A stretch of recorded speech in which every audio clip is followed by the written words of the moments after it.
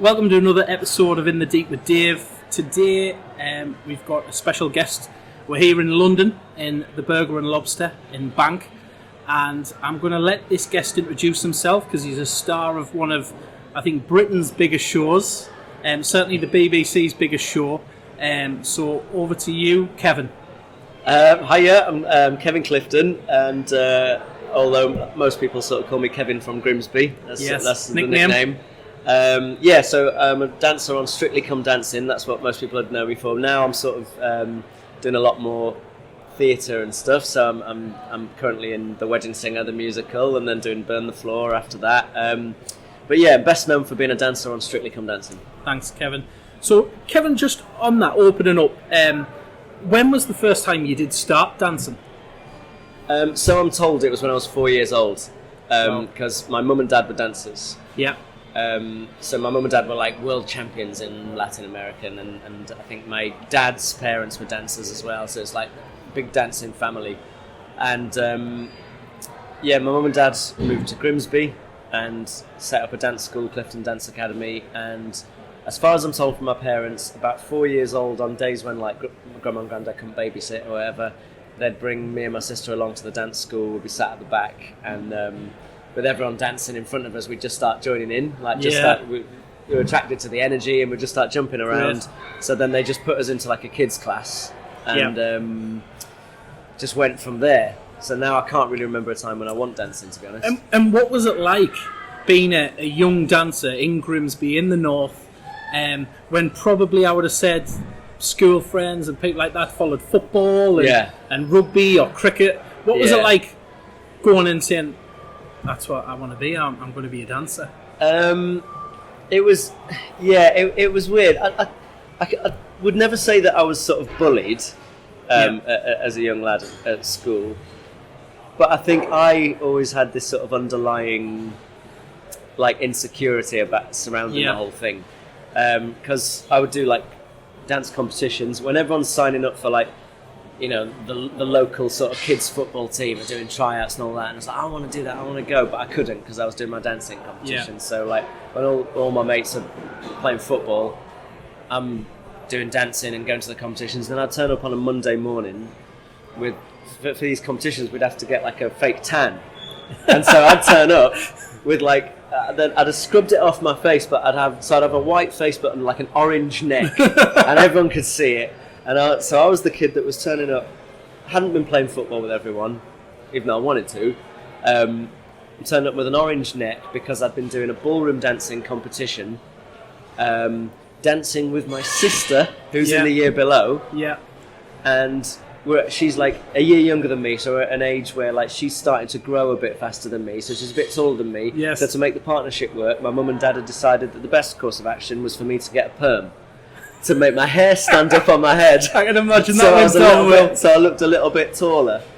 So I was that kid in school. Right, okay. I'm getting a picture. So, yeah, like I always had quite a lot of insecurity around the whole thing. And I know that, like, you know, some of the lads would take the mick and all that. I was never, like, properly bullied. Yeah. But, you know, of course, like, some of them would take the mick. And I think I learned very quickly to take the mick out of myself, because it was my only way of sort of dealing with putting on a coat of armour. Like if I had to say it first, I'd come in with my orange neck and I'd have to immediately go, look at the state of me, before anyone else could say anything, you know, otherwise I'd get it. And how did you stay focused through that? Because I've got two young children, 7 and 10, and probably the 7-year-old they both want to be footballers. Yeah. They both play football.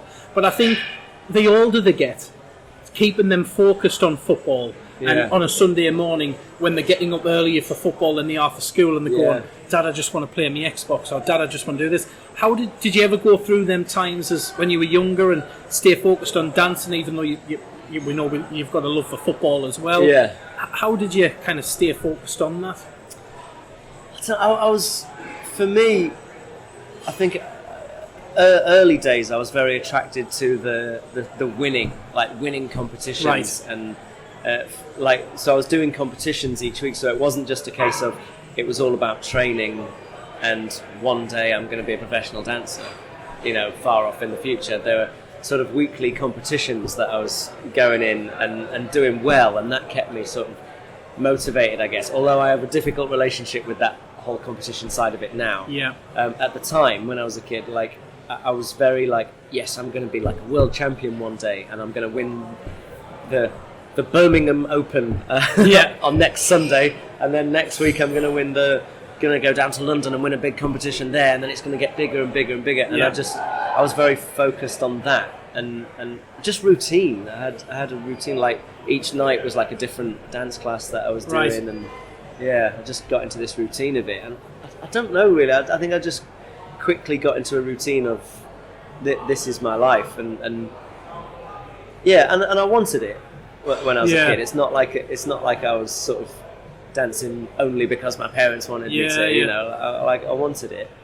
I do think I had a couple of moments of like where I was upset that like I really wanted to go play football, or I really wanted to just hang out with my friends or whatever. And I suppose that is hard as well, and probably my children go through that, where they see some of their friends playing out or doing something different, but they know they have football on a Saturday, they know they have football on a Sunday, they go football training throughout the week, so sometimes it probably, they see people who are not into something where they have a different life, and then they go, well, can I have a taste of that? Why do I always have to get up at 7 o'clock on a Saturday morning to go play football? But I have such a difficult relationship with the whole sort of ballroom competition world. And back then I thought that, it's all going to be okay, it doesn't matter, because I'm going to win this one day, and that sort of thought process of everything's going to be all right once I'm this, or once I've achieved this. And just on that, when you achieved that, did you get fulfillment? No. Because this is something interesting, and this is something I talk about a lot, and my wife will say it to me all the time, is you're always looking for the next thing to achieve. That's it. Then you achieve that, and you don't stop. There's no sense of accomplishment, or there's no sense of, right, okay, I've got the car I wanted, or the holiday I wanted, or the house I wanted, or I've got that accolade in business, or I've done this. She says, when do you ever stop? And I'm like, and sometimes it was a hard lesson where I thought, get a business and turn over £1 million, and then you get to £1 million and you think, well, this is not what I thought it would be like. I thought that'd be, the end of the rainbow and found a pot of gold, and I haven't. So how did you find by getting there and achieving that, and then it's not what you thought it would be? I think it's like you say, I just wanted more and more and more, right? You've won the British Championship, now you've got to win the European Championship, now you've got to become the world champion. But even when you're up there at the top, like I was very high ranked in sort of the world rankings and stuff, but I still felt this sense of unease all the time. It's something that I'm still sort of coping with now. The fact that I didn't have that sort of childhood of growing up around mates all the time, apart from in a dancing environment. Like, I'm pretty socially awkward now. Like, because I didn't have loads of experience of just interacting with people all the time. But then I suppose if you look at the other perspectives, you've interacted and dealt with people from across the country and across the world, where maybe other children have only interacted with people from their school or from their friends' circles, where you've been going to Birmingham, from the north into Birmingham on a weekend, and mixing with people from all over the country. So in the other respect, you've probably got a little bit more knowledge on the different cultures, have you not? And I've certainly sort of been around, and I've been all over the world with dancing, and met all sorts of different kinds of people. So I guess in terms of having an understanding of different types of people, definitely. But I don't know. There's still something about the way we would all interact was almost like still a mask. It was like this sort of we're all putting on this front of we're this top ballroom dancing competitor, and hi, how are you, and when did you get here, what hotel are you staying in, all this sort of same questions. These same questions all the time. And when are you going to Blackpool?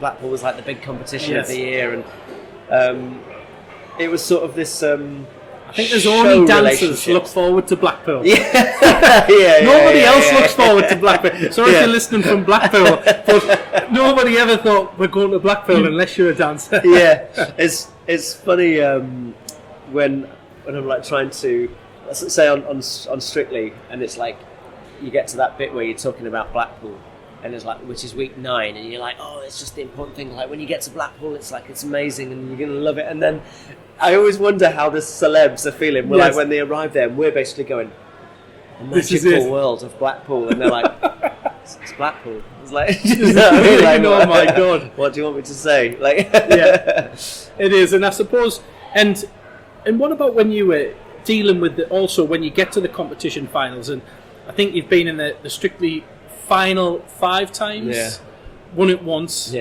How do you deal with, because I think watching Strictly, people always think about the celeb and great dancer and they've got to the final, but they don't actually think about the professional dancers on the show that exit in the previous week, so get to the final and don't win it. And people often associate that with, how do you get to the final 5 times and win it on your final time? How do you deal with that and pick yourself up to go, right, okay, Saturday, Sunday we haven't made it, and then Monday you've got to go and dance again? How do you deal with that? So my first year on Strictly with Susanna Reid, it was sort of a big surprise that we'd done as well as we'd done, and I thought maybe we'd have a chance of winning, but then it didn't quite happen. But it was okay because it was my first year. The second year it was like, oh my god, I'm second again. Third year, it's starting to build this like, am I ever going to win? But after the 4th year, I was like, I'm never going to win. Right, so you'd relaxed into an accepted... Yeah, like I was... the 4th year was interesting because my sister won on that year. And how did that, after she'd won, is it backstage you go, is it almost that little bit of rivalry, sibling and go, I mean, there's always I've got you. but like I was made up for my sister. Like I was so happy for her. But it was a really emotional night because like my sister, the first thing I was like, I'm so proud of you. I'm so, oh my god, I was roaring, she was roaring, and then and she said to me, she sort of went, I'm so sorry, it was supposed to be your turn and all this. I was like, don't ever say that, you've won and you deserve to win. Da, da, da, da. My mum was crying her eyes out, oh, I can't bear this. Da, da, da. It was always like, must be hard, I suppose, for them. And I was probably a bit upset that night as well, just going, I was so made up for my sister, but at the same time I was like, 4 years in a row of come second, and then you start to question yourself. You start to go like, is it me? I just can't quite get to the win. I can get people to the final, but I can't quite get them the win. You know, is it something to do with me?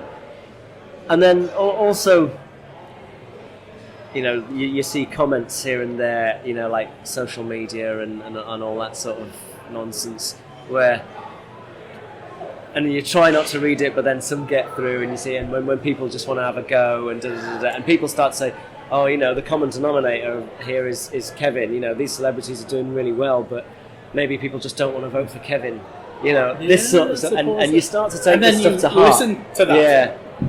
Yeah. If you're not sort of mentally prepared for all that, and I wasn't, you start to take all of that to heart, and it starts to really get to you. And I really did think this is, you know, there's something with me. I just can't do it. When the interesting thing when we won with Stacey was the one final where absolutely nothing in me thought we were going to win anyway. There was no, like, I wasn't stood there going, like, for the 4 times before that, I was stood there going, please, just say our names. This is it. Come on. And then it wasn't. With Stacey, it was just, everything was very much focused on the work rather than the result. So we're going to go out there, we're going to do the best job that we can do, enjoy ourselves. We're not going to win, let's just accept the fact, because we just didn't think we were going to. And that's that. And then, so when we were stood there wasn't an ounce of nerves or anything. Nothing. For the first time, I was like, we're not going to win anyway. And then we won. So, like, I like to think of it as like a sort of process of like letting go of the end result a little bit, and just focus on what you're doing and the work itself, rather than thinking, I've got to do this so I can win this. I've got to do this so that person can say that about me. And everybody has slightly different takes, and what I like is a big thing from Tony Robbins, who we were talking about before, is he has a visualization of how will you feel when you're there? How will you feel when you're the champion? Right. How does it taste? How will you stand? How will you act? So as part of his coaching programs, all about. So I suppose all of that is you've let go of that. You're not thinking about how you're going to feel when you win it, how you will act when you win it, how you will stand and how you will look. You've kind of just let go of everything, focused on putting the work in to get there, and then got the end result. The rest is going to take care of itself. It's going to be what it's going to be, like, and just accept that it's going to be okay, whatever that is. And do you think you relaxed more in the dance and the final? Do you think because of that do you think you acted any differently to the lead up to the final than you did in previous years? I think there was a moment in the final, in the week leading up to the final, where Stacey sort of said to me, it was the first time I'd seen her quite down, and she's a really happy and upbeat person. And I was like, what's wrong with you? You seem a bit like it's not you, you're not putting the same energy in, and you know that. And she said to me, I just feel a bit weird going into this final. She said, we've got so the other ones in the final that year was a girl from the Pussycat Dolls and a girl from Steps, who were both brilliant dancers, and Joe Sugg, the YouTuber.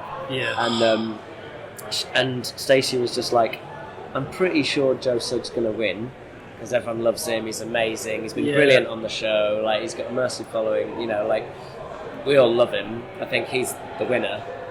And the two girls are just brilliant dancers. And Stacey was like started as a non-dancer. So she was like, they're going to bring the dancing. They're going to bring the joy and the win and the whatever. I feel like I'm just like the spare part in the final.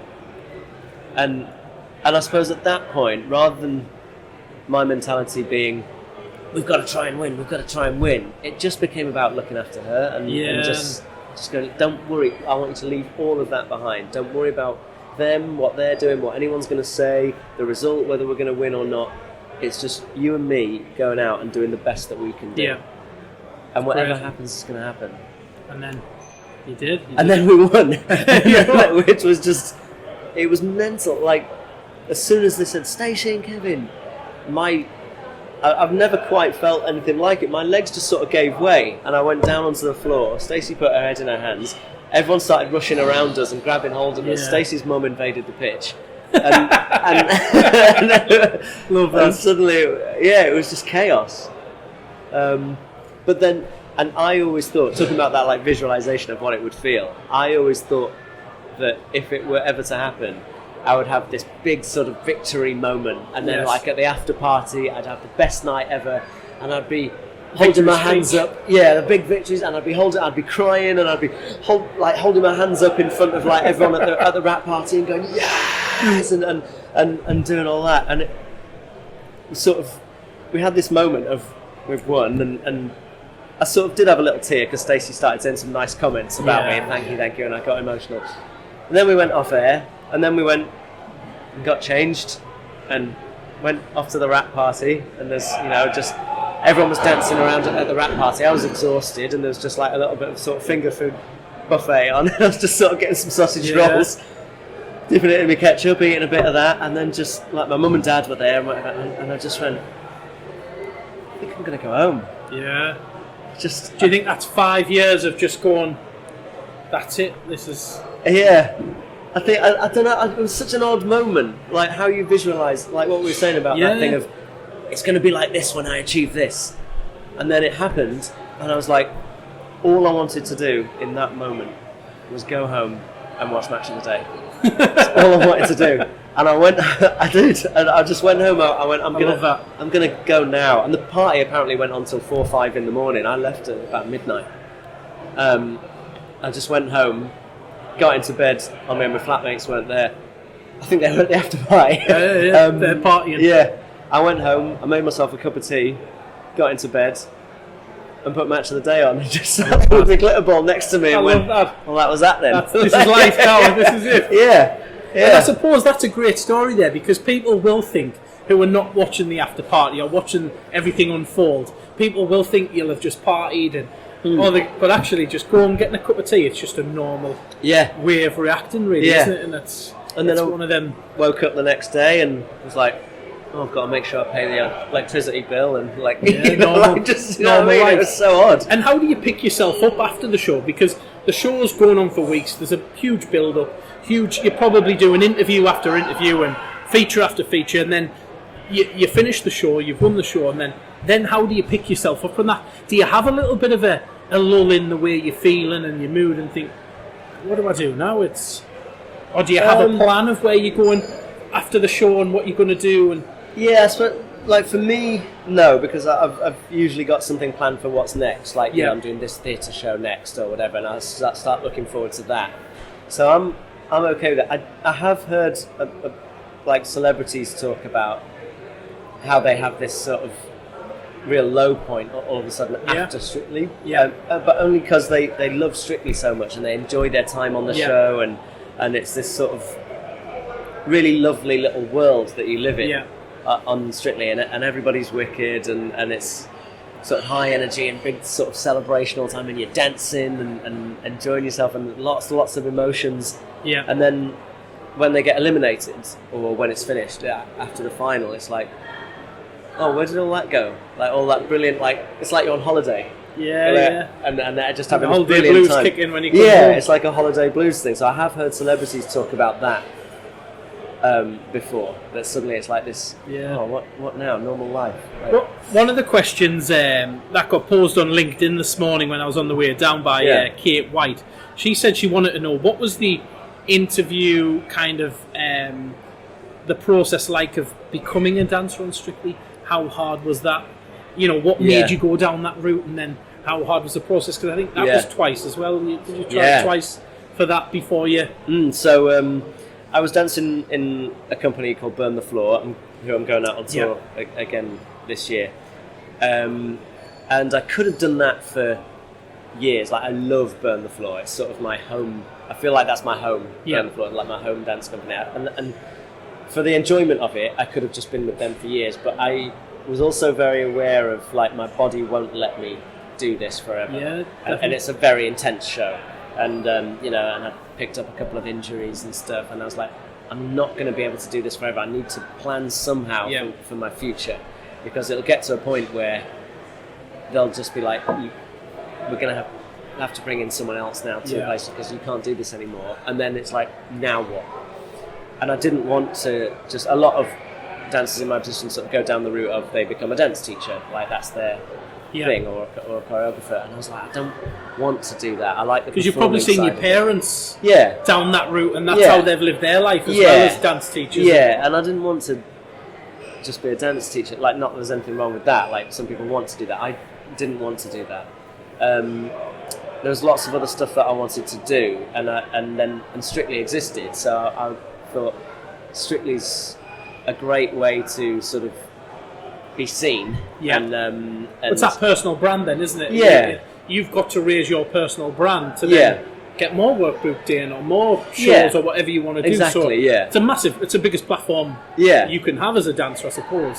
So at the time I saw it as something that would be like hopefully, a leg up. I wanted to be a part of this big show on TV. My mum was always like, when are you going to do Strictly? When are you going to do? She was a big fan of it. I didn't realise I'd enjoy it quite as much as I did, so I've ended up staying for quite a long time. But so the first time was I was on tour with Burn the Floor in America at the time, and I knew quite a few of the dancers on Strictly, and I was sort of texting them and asking, can I get a contact, like, for Strictly? I'd like to be seen for it or whatever. Nothing. No one was giving me that contact. Closed shop. I suppose it's competition for them as well. There's only so many places on the show. Of course it is. And they don't want, someone coming in replacing them. So I wasn't getting anything. And then I managed to, just from a different friend who happened to know someone, who worked on Strictly, gave me an email of someone, emailed them, and they were like, oh, you need to speak to this person, and they put me onto that person, and it went like that, and finally managed to get a Skype meeting with the casting person of Strictly while I was in America. And the problem was, at the time, I was a goth. Right. So I heard you talk about this before. Yeah, I had sort of long black hair, black fingernails, eyeliner, the works. And I was having this Skype meeting with them, and I was giving it And I bet you they thought, hang on a minute, who's this this is the guy? wind-up. Yeah. Seeing, you don't see that on Strictly. No, do you? no. And I was giving it, I think, dancing needs to be pushed to the limits, and there's so much more that we can do on Strictly, I see it as this cool rock and roll thing, and we can do blah, blah, blah, blah, blah. I've got all these ideas, and they were like, no, that's not, we're not looking for some sort of alternative emo kid to try and disrupt the whole thing. Yes. It works really well as a show. It's doing well. We don't need it disrupting. So it was just I just got a no. And I thought that was that, but I managed to sort of get my face in there a little bit. I would basically put myself out there in a very sort of Gary Vee kind of way, right. Of I'll do anything and you don't even have to pay me. I want to be involved. And so they had me assisting. They did pay me a bit, but they had me assisting choreographers that were doing the big group numbers and stuff. Just that they would do the choreography and I'd be there just looking after it a bit, or when they it wasn't Blackpool that year, they did Wembley Arena instead of Blackpool, and they needed loads of extra dancers, so I was like, oh, I'll be one of the extra dancers. And Bruce Forsyth wanted to do this gag where there was there's an Egyptian themed number, and he wanted to do this gag where he went, oh, we've still got some of this all over the floor. Can we get someone to clean up all these old relics? And then two lads come in and pick him up and take him off. And and I was like one of them lads. And they did this big number where a plane was supposed to be landing into it was on the screen, and it was like this wartime thing. I was the guy in a jumpsuit with paddles, anything like that. I was like, it doesn't matter want to be there whether you to can be pay seen. me or not. I just want to be involved, and so I was around all the time. And that there is a massive lesson, and especially, my background in education is we've been involved with a lot of young people, apprenticeships, and even now I get asked, how do I get an apprenticeship with such and such?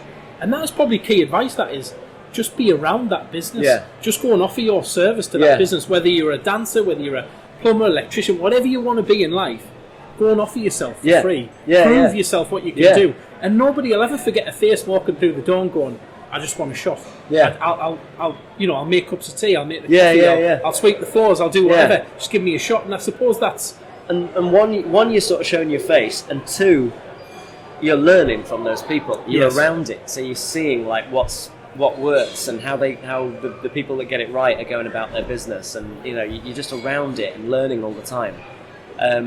So I did quite a lot of that. Then there was auditions the next year. I was back in Burn the Floor, and the producers came to see Burn the Floor, and they said they were holding some auditions, and a few of us went along. And the way they do it is they bring in a celebrity for the day, hire a studio, and one after another, a dancer comes in and gets about 20 minutes, half an hour with that celeb. And they film the whole thing as if it's like a training session on Strictly. Yeah. And you teach them a bit of waltz or a bit of cha-cha-cha, put a little routine together. Then you talk to the camera afterwards as if you're on Strictly, how the training session went. You're having a bit of banter. I suppose they want to see that you can act for the camera, isn't it? And banter with the celeb and all that sort of, and teach and choreograph, and your sort of teaching methods, all of that. They're looking at the whole thing. And I'd managed to find out from being around it all the time, because I was just working, doing anything that they would throw my way. I've managed to find out from someone that the biggest problem they had with me the year before was my image. I was a goth, and they had no need for a goth. I get that. So I went, all right, let's see if I can do something about this. So I cut my hair, took my makeup off, and my nail varnish. The nail varnish off, scrub it off. Got rid of it all, and just smartened up. And I thought, how would my mum be proud of me walking into this audition? So I just put a shirt on, side parting, you know, just with glasses, smart trousers, and just went in as, you know, cleaned up my act. I don't think they even recognised me. Yeah, they probably didn't. They probably get it all the time. And did the audition like that, and I thought the audition went really well. Like I felt like that was really good. Yeah. And we had a really good time, and I started to feel, I think I'm going to get this. And then they called me, and it was another no. And I was like, for God's sake! Like at that point, I started thinking, I'm never going to get. That's 2 years in a row. Yeah. And the problem was my image, but I had a different image this time, and it's still a no. So it's not going to happen. So I started sort of giving up on the idea, and was auditioning for a couple of like musicals, and then I got a call from someone working there saying, we're filming the trailer for the new series of Strictly. We need someone to be... The idea for the trailer was like, who are they going to be dancing with? And so all the pros were dancing with invisible partners. Right. So the pro girls were being thrown up in the air and caught, spun around. You know, the pro boys were, you know, doing all this stuff, but their partner was invisible.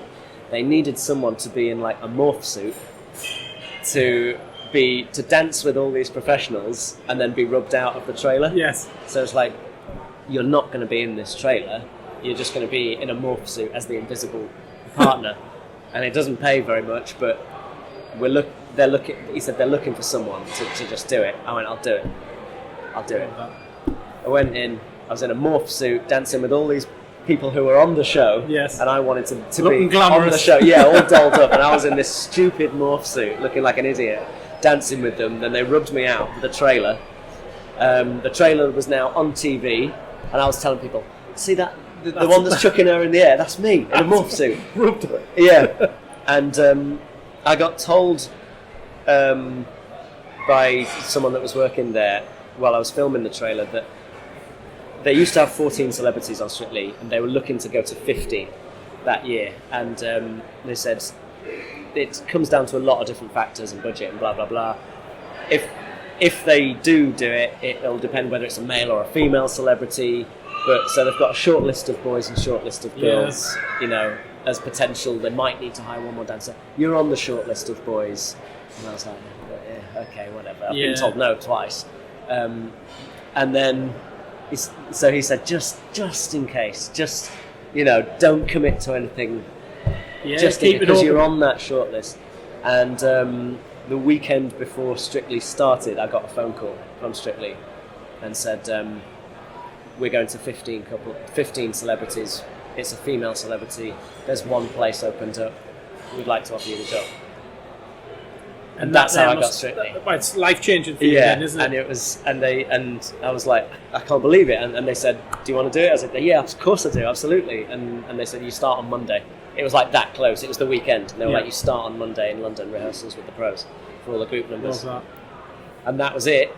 And then, you know, we did the opening show where we get partnered up, and Bruce Forsyth made a joke about, because there was 5 new pros that year, and he was making jokes about everyone had really long names, from like sort of Eastern European names that he couldn't pronounce.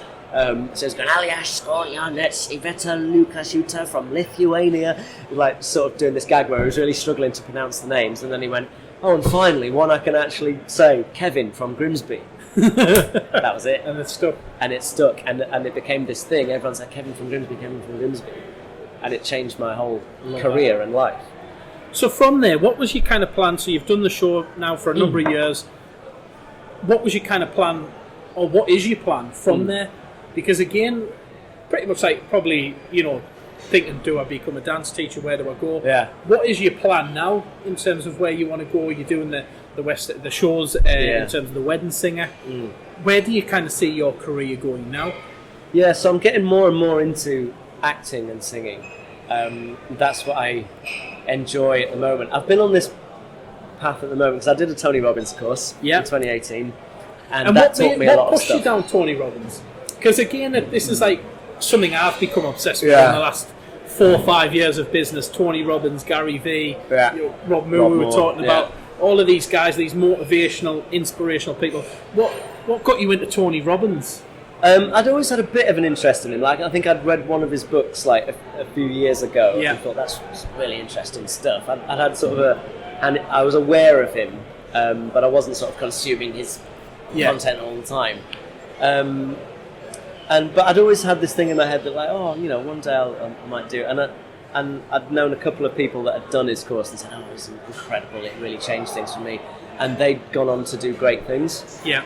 And for me, I came to a bit of a point in my life a couple of years ago where everything sort of collapsed, sort of personally. Yeah. I went through a breakup with my ex that I took really hard at the time. And just going back to what we were saying about sort of early days of having to armour myself against what people might say by being really self-deprecating and everything, I think that carried on into my adult life. So I was constantly, always had this like underlying insecurity about what I did and who I was, and because of I put it down to and hours of therapy as well, I've put it down to that I lived a life of, right from a very early age, doing dance competitions, being judged. Yes. So everything was about, I've got to, on this weekend, impress those 9 judges who are judging me in this competition.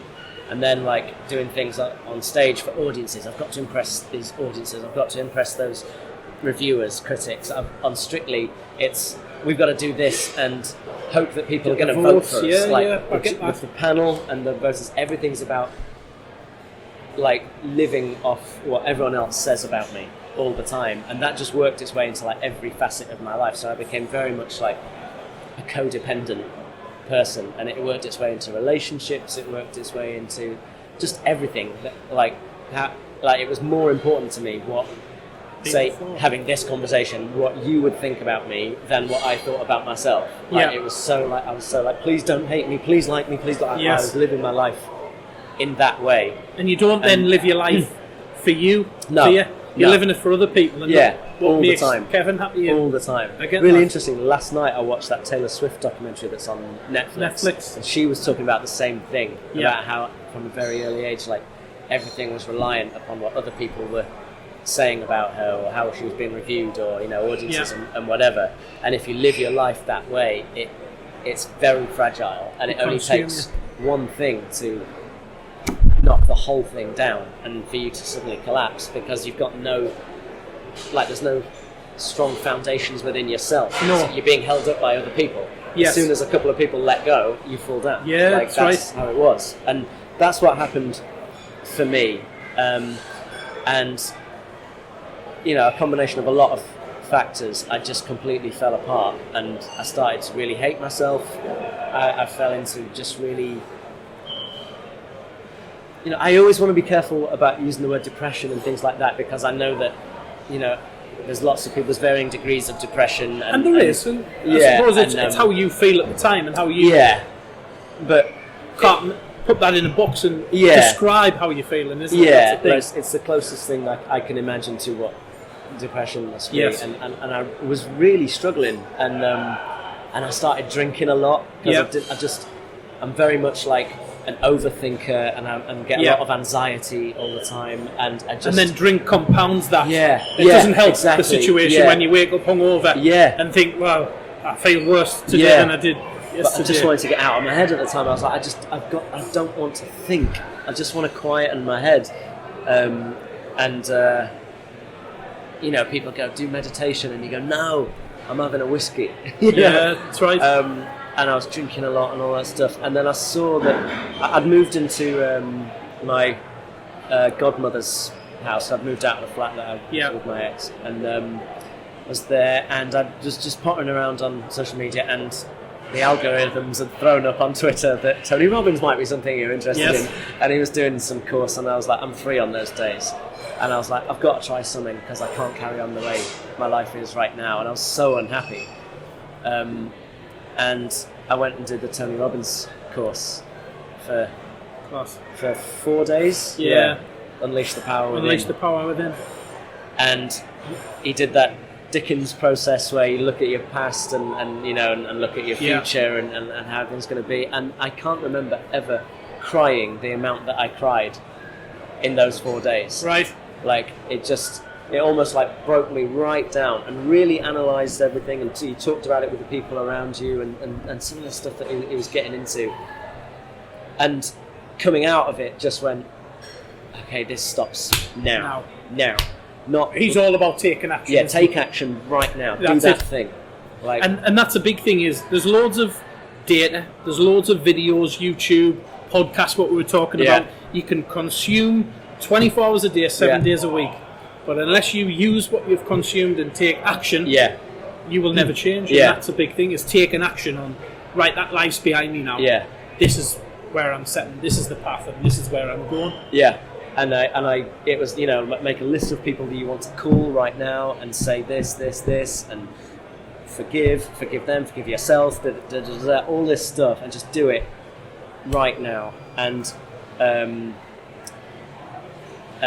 Russell Brand's a good friend of mine, and he's sort of big on things like addiction. And I don't want to say I was an alcoholic, but I was just drinking at the time, and I was like, I need to stop behaving like this, and he helped me a bit, and I just went, I'm going to take action right now, and whether I need to or not, I'm just going to stop drinking, and I did, and just made a load of changes like that, and just decided I'm going to stop living life like this, stop living for other people all the time and worrying about that. And I think what was great about Unleash the Power Within, what really sort of resonated with me, was that what Tony Robbins says is you're not someone who's broken who needs to be fixed. You've just let all this stuff in. You've just let all this external stuff get in and mess about with you. Yeah. You just need to get back to being you. Yes.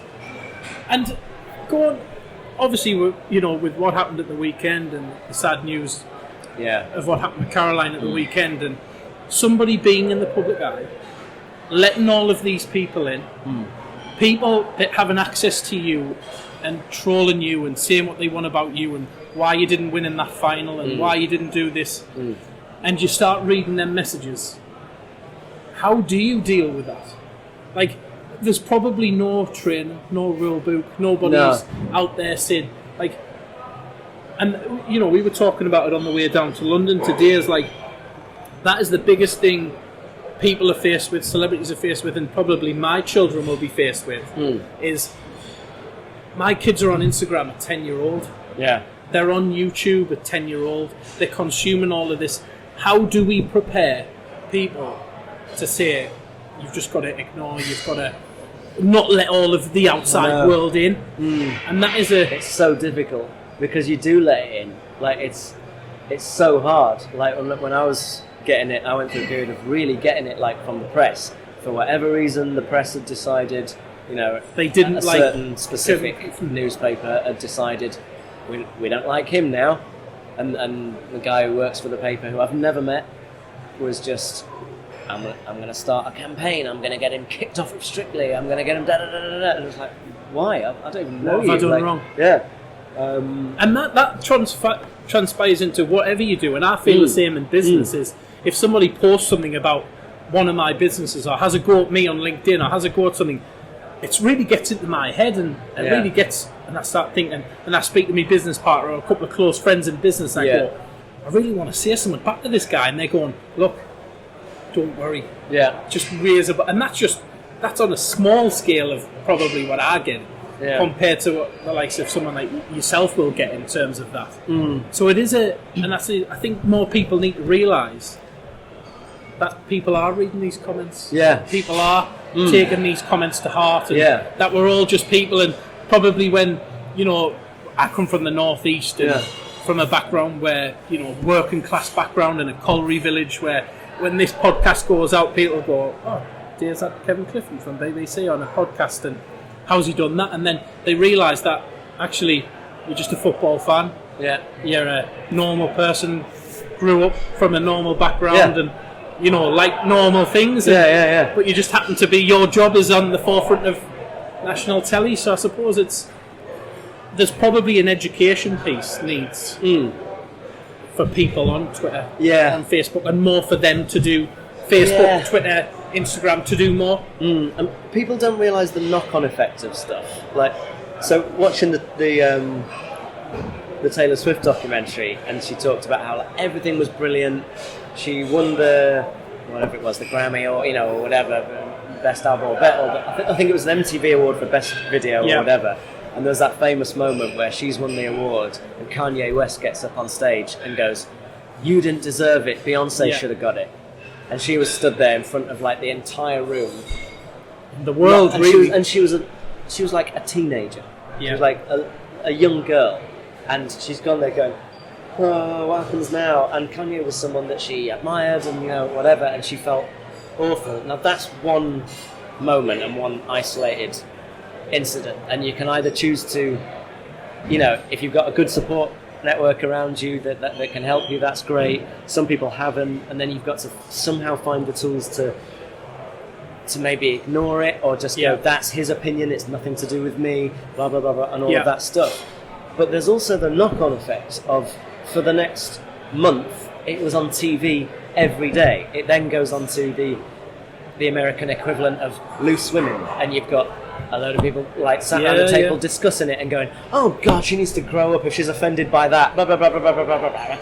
People discussing it, laughing at it. People who are not involved and have no feelings around it. They're forgetting the human side of things. And so like when you talk about like Caroline, for example, I knew Caroline, and it's so sad what's happened. It's really tragic, and sometimes like the press will criticise people. Say if they feel like a celebrity or someone is offended by something, they go, "Oh God, woke culture! Don't be so woke. Grow up. Stop being so offended." Da, da, da, da. What they don't realise is, so one newspaper who is sort of, and I'm nervous about talking about this now because I'm nervous of newspapers coming for me just for saying, for talking about it. But in the interest of standing up for people, a certain newspaper is trying to take the moral high ground on it at the moment and being like, we've always talked about mental health and Caroline was this and we support her and blah, blah, blah, blah, blah. The day before it happened, they put out on their online thing a joke Valentine's card, which was about Caroline, I'm going to lamp you and whatever. Now, in that isolated incident, they can either take the view of, "Oh, it was just a joke, she's an adult, grow up, blah, blah, blah, blah, don't be so woke, don't be blah, blah, blah, blah, blah." But the knock-on effect is that gets shared around, it goes onto, different social media platforms, WhatsApp people are commenting on it, people who've never met her go, "Yeah, well, she deserves it, cause blah, blah, blah, blah, blah." And suddenly, that one thing, like, she's being bombarded with stuff. Yeah. And you can say, well, she shouldn't look.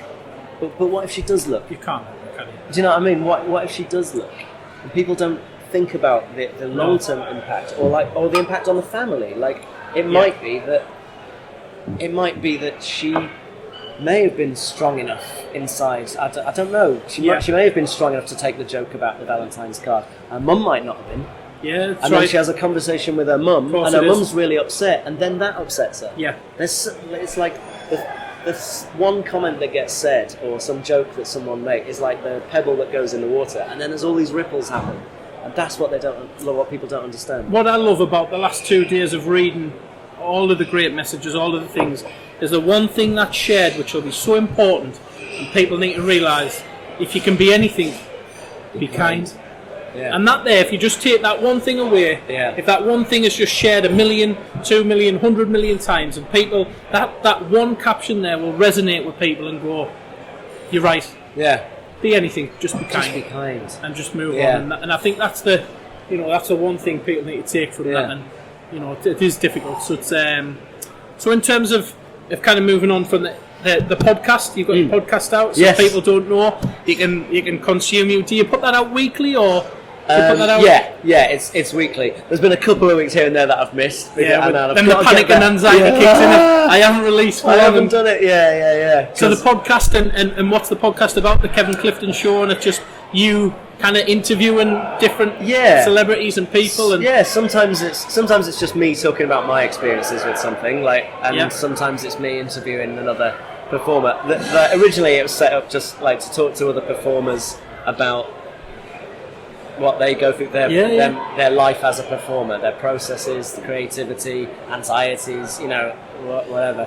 What I've noticed that quite often it takes a turn into mental stuff. Yes, as in mental health stuff. Yes, and like anxiety is a big thing, because like the more you talk to people, and like even just us having this conversation now, the more you understand that like everyone to some degree is going through something. Yeah. Like whether it's something tiny or whether it's some big thing that's really making them struggle. Like there's always anxieties like creeping into everyone's lives, and I do find that just talking about it and just being open and honest about it is really helpful. On a podcast, when you talk to someone, you feel much better after speaking to someone, after telling someone, or telling the story of how you felt, or getting somebody else's take on, well, I felt like that and I did this, and sharing them stories does help, and I think that's why it's so important when they say talk to someone, and I suppose podcasts like this, when you share them stories, when you talk to people, it does open people up to go, actually, Kevin Clifton's talking about it, or Ali Asher, or whoever's talking about it. I like these people, and I can talk about it. So it gives you you using your platform for good things, and allows your fans to consume more content of yourself. Yeah, throughout. It's like when I hear Taylor Swift talking about it, massive. Like, she's got. I don't know how many followers she's got on 100 million or something followers. A lot. Like, when you hear someone like that who you think has just got it all and got the perfect life, when you hear her talking about it, or you hear Robbie Williams talking about it, or you hear these kind of people talking about this stuff, you breathe out and go, okay, so it's not just me. It's normal, isn't it? That's the thing. It's normal, and sometimes it's because you hear these people talking about it, and they're so big, and they've got such a massive platform. It makes you feel better about yourself to go, actually, I'm over the moon. Yeah. That it's not just me, and that these stars are talking about it, and things like that. So, we're all just people. Well, just to close off, I've got a question that I've asked a couple of people on the podcast. If you had a dinner party, me and you at a dinner party, and you could pick 3 more guests, anybody, live or dead, we could have at the dinner party to share it. Interested to see who would you pick? Robbie Williams. Yeah. Because he's my idol. Yeah. And he likes talking about all this stuff as well. Yeah. Russell Brand. Excellent. My wife would probably like a dinner party with Russell Brand, to be fair. She always mentions Russell Brand and Noel Gallagher, apparently the only 2 people. It's alright if she left me for, so that means we don't bring Claire around to that dinner party. So it's just me, you, Robbie, Russell, and one other.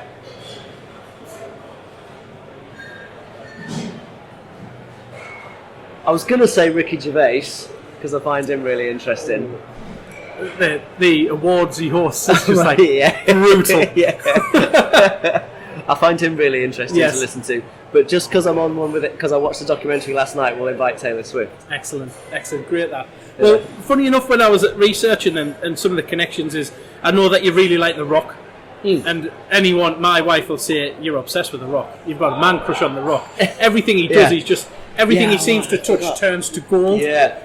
And Robbie Williams is an interesting story. So years ago, me and one of my best friends, Dean, we loved Robbie Williams. Yeah. I think he released the Rude Box album. Oh, yeah. And we went to see him and respect, like, we were only 18, 19 at the time, and we took the 2 women we were seeing at the time, and we just left them. We were off to the front to watch Robbie Williams, and we were pushing past people, and we were just like, where are you going to? We're going to the front to see Robbie Williams. They couldn't believe that 2 men were pushing their way to the front to watch Robbie Williams, and he's just a proper showman.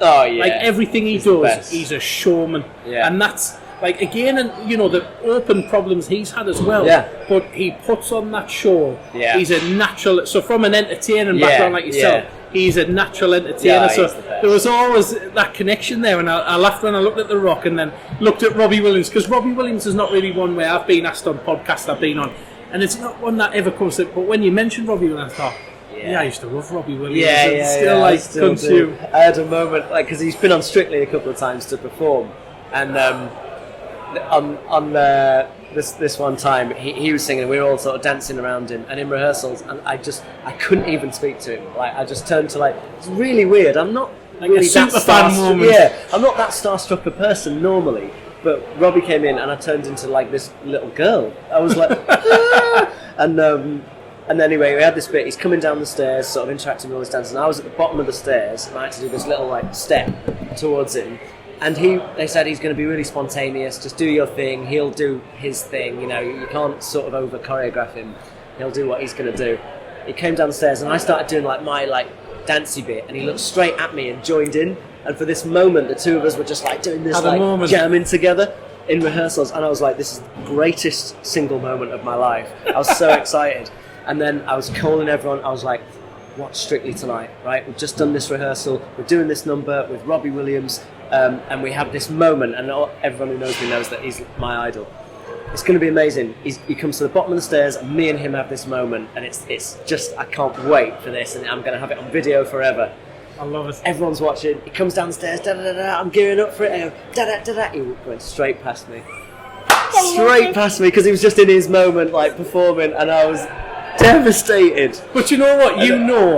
You had that moment. Yeah. And no, it's not on video, it's not on Instagram, it's never videoed for Facebook. Yeah. You were there, you had that moment, and that was probably enough. And then, like, after the performance, like, I think one of the producers of Strictly had got in touch with, like, his, I don't know, one of his people who works for him. Yeah. And his manager or whatever, and gone, look, just Kevin, one of our dancers, he's just an absolute super fan of Robbie. Like, if we could just give him, like, you know, a minute, 2 minutes, just say hello to him or something like that, because Kevin's not going to go up to him.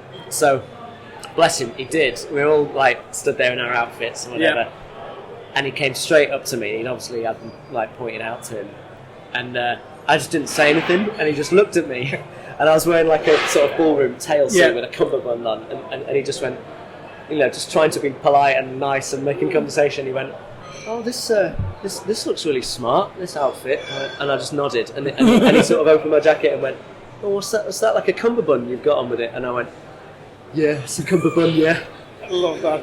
And that was it, and that was our whole moment. So your moment to grab him and ask him anything. I could have said anything. You just nodded. I could have thanked him for being, like, my inspiration for my entire life. Anything. Asked him a question. What do you do about this? No. I said, yes, it's a cummerbund. And last question, if you could give your 18-year-old self any advice, what advice would you give? Don't live your life for what you think other people are going to say. Excellent. Just whatever are your highest values in life, whatever you enjoy, whatever's important to you, head towards that and just do that. You don't have to impress other people all the time. Excellent. Thanks very much, Kevin. Cheers, mate. Thanks for having me. Thank you very much.